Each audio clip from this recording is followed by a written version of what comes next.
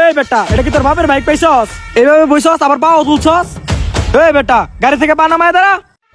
ঠিক আছে ভাই, আসলে ভাই ফোনে কথা বলতেছিলাম তো, তাই কথা বলতে বলতে কখন যে আপনার গাড়িতে উঠে পড়ছি সেটা আমার জানা ছিল না। আসলে সরি ভাই, আমার ভুল হয়েছে। এই বেটা, সরি কইলে হইব? চল তুই সাইডে। ভাই ভাই আপনি সাইডে কই আয়, নিয়ে তোর যাচ্ছেন? মজা ভাই ভাই দেখাইতেছি ভাই একটা। এই সাইডে দাঁড়া। তুই যে বাইকে পা তুলে বই আসিলি, তুই এই বাইকের দাম জানস? বন্ধু দেখ R15, তাও আবার আমার পছন্দের কালার। কয়টা ছবি তুলে দে আমারে। চল। শুন বন্ধু, অনেক সুন্দর করে ছবি তুলে দিবি, ফেসবুকে ছাড়লে যেন অনেক লাইক পড়ে। যা তুলে দে। দোস্ত তুই দাঁড়া, সুন্দর করে আমি ছবি তুলে দিতেছি। বন্ধু এমন ভাবে ছবি তুলে দিবি ফেসবুকে ছাড়লেই যেন ভাইরাল হয়ে যায়। আরে বন্ধু তুই কোনো টেনশনই করিস না, আর এমন ভাবে ছবি তুলে দিব তুই ডাইরেক্ট পুরো ভাইরাল হয়ে যাবি।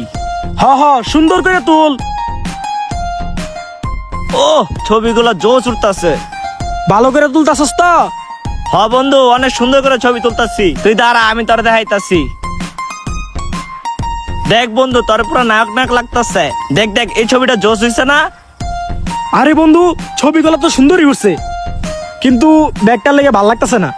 ব্যাগটা রাইখা লই, এই সাইড দিয়া রাইখা দেই। যা তুলে এবার।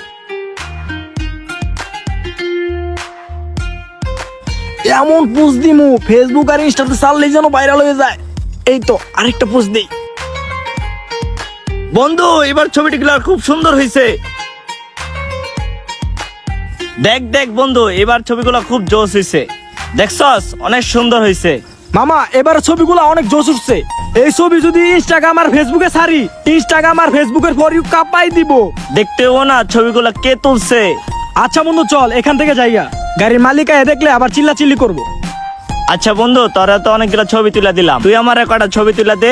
আরে বন্ধু অনেকক্ষণ ধরে এই জায়গায় ছবি তুলতেছি, গাড়ির মালিক আয় দেখলে আবার চিল্লাচিল্লি করবো। চল আমরা যাইগা।